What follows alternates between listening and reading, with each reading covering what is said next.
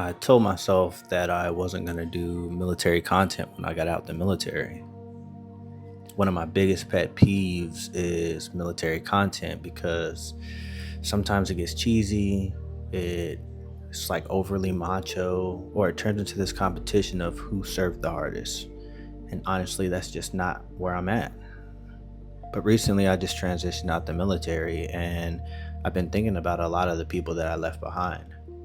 And I think there's a conversation that we need to have because eventually everyone takes the uniform off. And I thought the hardest part would be the benefits or figuring out healthcare or what comes next. But honestly, from what I'm seeing, one of the hardest parts is identity because for however long you served, the military gave you a pretty clear answer to the question, who are you?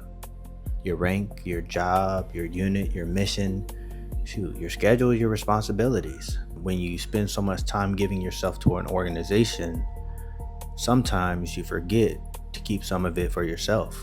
We talk about selfless service, and I truly believe in it. But there's a difference between selfless and forgetting who you are. Because the military spends a lot of time teaching you how to become a service member. And I can't say that we necessarily spend a lot of time teaching you how to be yourself again when it all ends. So if you're still serving, start transitioning before you transition. And I don't mean just financially or just professionally, personally. Build relationships outside of the military.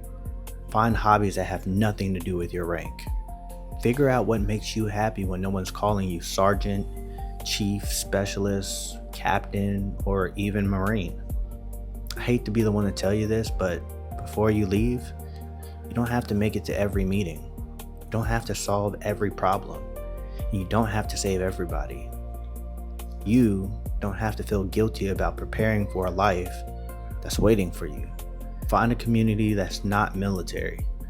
Try something you've always wanted to try.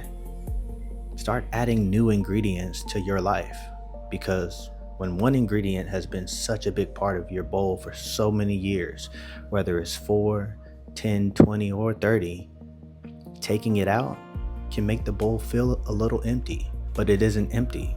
You just have room to become something new. Maybe the next chapter isn't about figuring out what you lost. Maybe it's about discovering what you finally have room to become. This has been another Side Salad segment from the Salad Bowl Podcast. And as always, thank you for coming to the table.